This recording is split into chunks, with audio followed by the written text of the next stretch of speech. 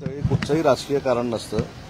मी शरद पवार साहेबांच्या सोबत काही संस्थांवर काम करतो, तसं क्रीडा क्षेत्रामध्ये काम करतो आणि त्याच्या काही गोष्टी ज्यावेळी साहेबांना सांगायच्या असतात त्यावेळी मी त्यांची भेट घेतो. त्याच्यामुळे आजच्या भेटीमागं कुठेही राजकीय कारण नव्हतं, कसलंही कारण नव्हतं. ज्या संस्थांवर मी साहेबांसोबत काम करतो त्या संदर्भातली फक्त चर्चा होती आणि ती 5 मिनिटं झाली आणि त्याच्यानंतर मी निघालो.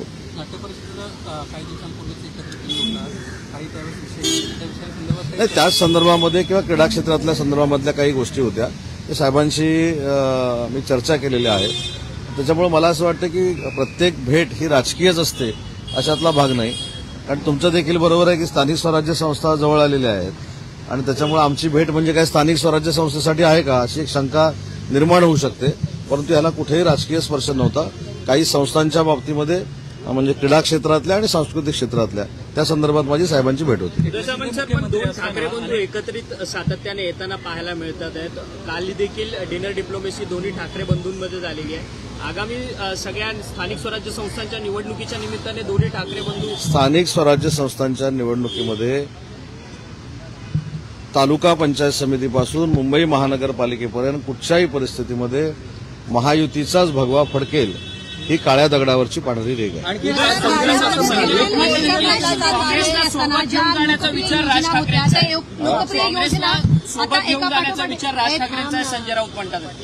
नाही, काय कोणाचा निर्णय असेल ते घेतील ना ते, कारण शेवटी त्यांचे स्वतंत्र पक्ष आहेत. स्वतंत्र पक्षामध्ये त्यांनी काय करावं हे त्यांनी ठरवलं पाहिजे. परंतु हे सगळं करत असताना काँग्रेस स्वातंत्र्यवीर सावरकरांचा कायम अपमान करते, त्यांना ही न लेखते, हे देखील काही लोक अभ्यास करतील ना. शिंदेंनी सुरू केलेल्या अनेक योजना ज्या आहेत त्या एका पाठोपाठ बंद होताना पाहायला मिळतात. आता माझी शाळा हे देखील आता योजना जी आहे ती बंद होताना पाहायला मिळते. या बाबतीमध्ये शालेय शिक्षण विभागाचा हा विषय, मला ह्याच्यामधली काही कल्पना नाही. परंतु सरकार चालवत असताना देवेंद्रजी, शिंदेसाहेब आणि अजितदादा हे एकत्र मिळून विचारविनिमय करून सरकार चालवतात. त्याच्यामुळे एखादा निर्णय जर घेतलेला असेल तर तो कशासाठी घेतला याची मला कल्पना नाही. परंतु ज्या मुख्यमंत्री माझी लाडकी बहीण सारख्या योजना आहेत त्या कधीही बंद होणार नाहीत ही भूमिका सरकारची आहे आणि ती सरकारची भूमिका कायम राहणार आहे. योजनेमुळे ज्या गोरगरिबांना इतर योजनांचे जे लाभ घेत होते मागील काही वर्षांपासून, आनंदाचा शिधा असेल किंवा तीर्थक्षेत्र योजना असेल, मी तेच सांगितलं की या संदर्भामध्ये मी माहिती घेतो, कारण मला ही माहिती नाही. मला माहिती मुख्यमंत्री माझी बद्दल 100% आहे. ती कधीही बंद होणार नाही. आणि ज्या बंद होण्यात शिवभोजन थाळी, काही मंडळींनी सांगितलं होतं की बंद होणार, पण शिवभोजन थाळी कुठेही बंद होत नाही आणि होणार नाही. त्याच्यामुळे काही योजनांच्या बाबतीमध्ये काही जर निर्णय झाले असतील किंवा होणार असतील याची माहिती घेतो आणि मग आपल्याशी बोलतो. आपल्याच पक्षाचे सहकारी आणि माजी मंत्री अब्दुल सत्तार यांनी तुमच्या आश्वासनांची आठवण करून दिली आहे. शेतकऱ्यांना कर्जमाफीची आठवण करून दिली आणि त्यासोबतच शेतकऱ्यांसाठी कर्जमाफी जर द्यायची असेल तर आपण कर्जही काढू शकताल. आपल्याला माहित असेल की 31,528 कोटीचं जे पॅकेज पूरग्रस्त परिस्थितीसाठी देण्यात आलं त्यावेळी तिन्ही महायुतीचे नेते त्या पत्रकार परिषदेला उपस्थित होते तुमच्या सगळ्यांच्या समोर आणि त्यांनी स्पष्ट पद्धतीनं सांगितलेलं आहे की कर्जमाफीच्या संदर्भातला विचार देखील सरकारचा चालू आहे. योग्य वेळी तो आम्ही निर्णय घेणार आहोत आणि त्या पद्धतीनं वर्किंग सुरू आहे. रवींद्र धंगेकर घायवळ प्रकरणामध्ये सातत्यानं रवींद्र धंगेकर एक आरोप करताना पाहायला मिळतात. चंद्रकांत पाटील यांच्या कार्यालयामधील समीर पाटील यांचाच हात आहे अशा पद्धतीने म्हणतात, परंतु त्यांना दाबण्याचा प्रयत्न होतो. दाबण्याचा काय प्रश्न येतो? दाबण्याचा काही प्रश्न येत नाही. मुद्दा असा आहे की रवींद्र धंगेकर हे आमच्या शिवसेनेचे महानगर प्रमुख आहेत आणि त्यांनी काल माननीय मुख्य नेते एकनाथ शिंदे साहेबांची भेट घेतलेली आहे. त्यांच्या भेटीमध्ये चर्चा झाली असेल, परंतु महायुतीमध्ये कुठेही अडचण होणार नाही याची दक्षता प्रत्येकाने घेतली. रोहित पवार म्हणतात की रवींद्र धंगेकरांचा आवाज दाबण्याचा कुठेतरी प्रयत्न केला जातोय अशा पद्धतीचं मत ते व्यक्त करतात. नाही, आता येता येता मला रोहितजी पवार देखील भेटले होते पण ते मला असं काही बोलले नाही.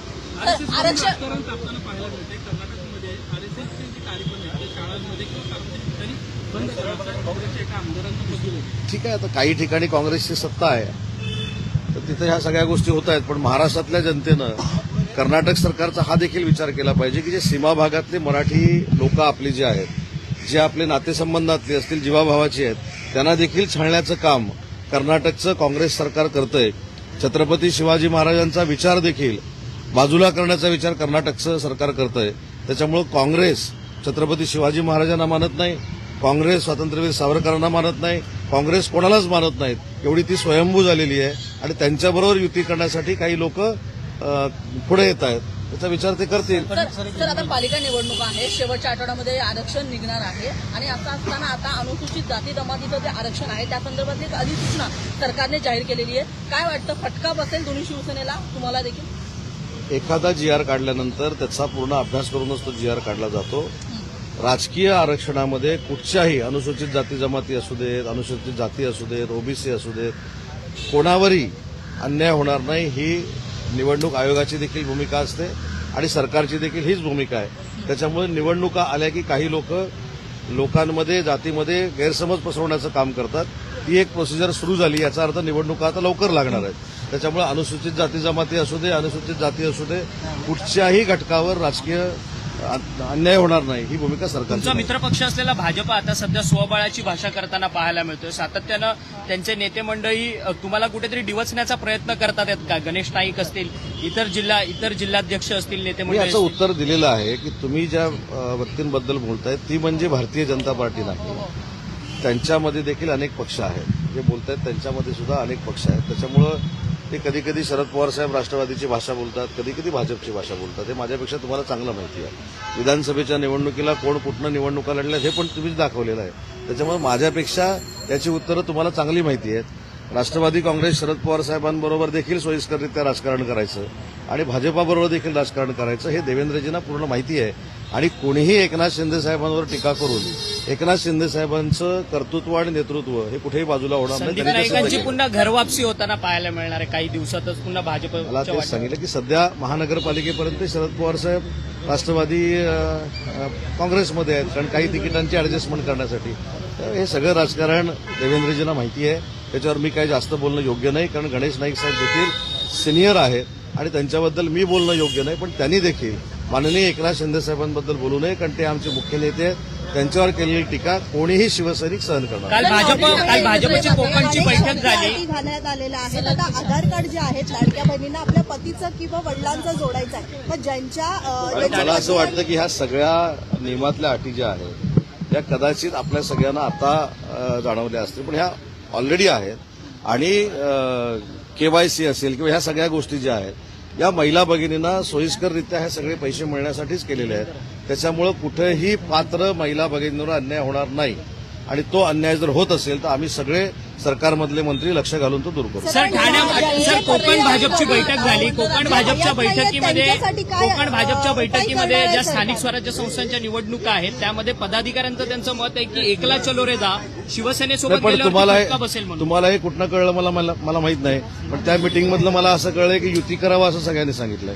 आता पुढे सर ज्यांचे पती आणि वडील हयात नाहीये त्यांच्या ज्या अडचणी वाढत आहेत लाडक्या बहिणीच्या, त्यांच्यासाठी सरकार काय उपाय त्या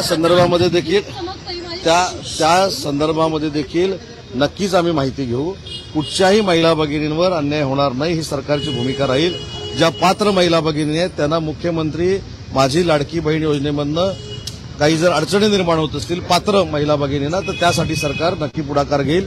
मी स्वतः त्या खात्याच्या मंत्री माननीय आदित्य तटकरेंशी मी चर्चा करेन आणि या संदर्भात एक बैठक लावायला सांगेन. संजय राऊत म्हणताय करून राज ठाकरे काँग्रेससोबत येतील आणि राज ठाकरेंची संजय राऊत त्यांच्या नेतृत्वाशी आम्ही बोलत आहोत आणि ते काँग्रेस लवकरच महाविकास आघाडीमध्ये येतील. नाही, मी बोललो ना काँग्रेसच्या महाविकास आघाडीच्या सहभागाबाबत आणि राजसाहेबांच्या त्या महाविकास आघाडीमध्ये येण्याबाबत मी मगाशीच बोललो की ज्यावेळी राजसाहेब महाविकास आघाडीमध्ये येत आहेत की येत नाहीत मला माहीत नाही, परंतु काँग्रेसला येण्याची संमती आहे असं जे सकाळी सांगण्यात आलेलं आहे. तर त्याच्यामध्ये राजसाहेब नक्की ही महाविकास आघाडी करत असताना स्वातंत्र्यवीर सावरकरांबद्दलची काँग्रेसची नक्की भूमिका काय हे विचारतील. कर्नाटकमध्ये काँग्रेसचं सरकार आहे, जे मराठी माणसाला त्रास देत आहेत, छत्रपती शिवाजी महाराजांचे पुतळे हटवत आहेत, या सरकारला जाब विचारतील. ते काँग्रेसच आहे आणि त्याच्यानंतर ह्या घटना घडतील असं मला राजकीय वाटतं.